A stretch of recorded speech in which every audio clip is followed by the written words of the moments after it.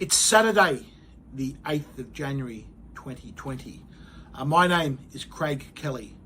I'm a member of the Australian Federal Parliament, a representative for the seat of Hughes in southern Sydney. And I'd like to take this opportunity to apologise for the appalling conduct of the Victorian State Government and the Australian Federal Government to the tennis player, the world's #1 tennis player, Novaku Đokoviću. What has happened to him is an embarrassment and disgrace to our nation. It has made our country an international laughingstock. It is purely local politics played out by the Victorian Premier Danije Endrjuza and our Prime Minister Scott Morrison. Both of them are responsible for this disgrace and this embarrassment that they have brought upon the nation. It all goes back to a simple concept. These politicians, Labor and Liberal politicians in our country, are not following the science, they are not following the evidence, they are just playing politics. The only excuse that you can have for discriminating between a vaccinated and unvaccinated person is if the so-called unvaccinated person has a much higher risk of having COVID and spreading it to others. But the data that Scott Morrison and the data that Danije Endrjuza doesn't read shows the exact opposite.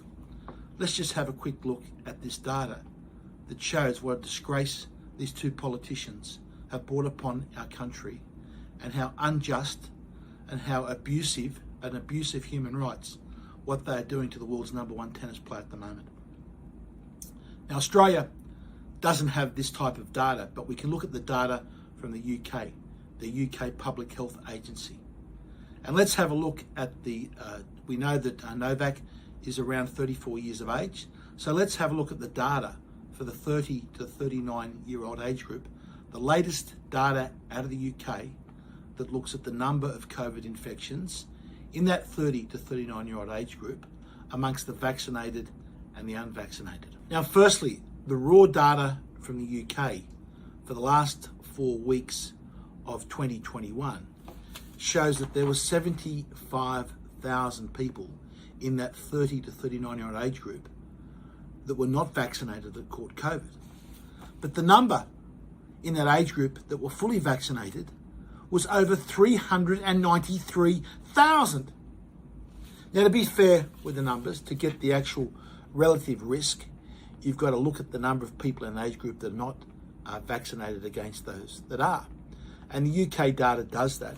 So in the unvaccinated, we have 2,686. But for the fully vaccinated, the rate of infections is actually 138% higher at 6,383.9. We can also see on this graph, based upon the latest UK data, where the fully vaccinated are in the blue bars and the unvaccinated are in the orange bars. And you can see that for just about every age group, the rates of infection are substantially higher amongst the vaccinated than they are the unvaccinated. The vaccinated on this data have a greater risk of having COVID than the unvaccinated. So the UK data tells us that if you've been fully vaccinated, you are more likely to have COVID. And it's not just the UK data. If we look at data from other places like Iceland, and you can see here in this graph, you can see the data from Iceland. Again, it is showing that the rates of infection in adults for those that have been fully vaccinated are almost double the rates that those that have been not vaccinated. And it's the same from Denmark. Just look at this data from Denmark. We have 5,401 people with COVID, adults that are not vaccinated. And yet the fully vaccinated, that are meant to be supposedly protected, that can't catch COVID if they've been vaccinated, is over 45,000.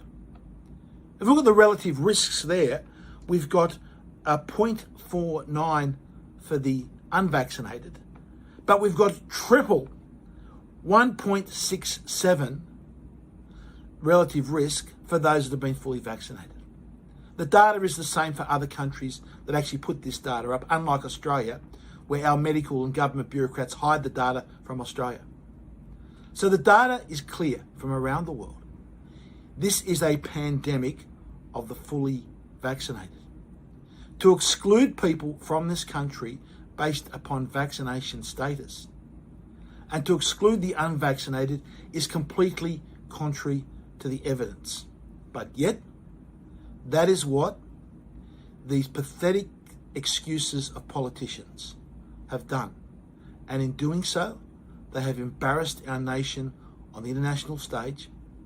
They have asked people, putting the question, why should Australia maintain the status of having our Grand Slammed open if this is how petty and parochial our politicians are going to be? There is no case for discriminating against people coming to this country based upon their vaccination status. But our politicians don't want to tell the truth.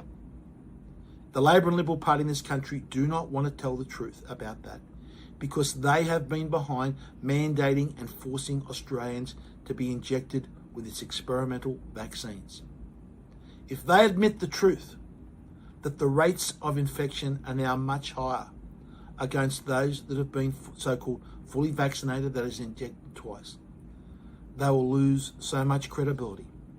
So they would rather protect their own pathetic reputations and damage the reputation of Australia and Australians in the international sphere. So again, I apologise to Novaku Đokoviću on behalf of the Australian people and our Australian Parliament. I apologise to the people of Serbia. This is a disgrace, this is an embarrassment to our country, and it just shows how far our great nation has fallen under the guise of the Liberal and Labor parties in this country.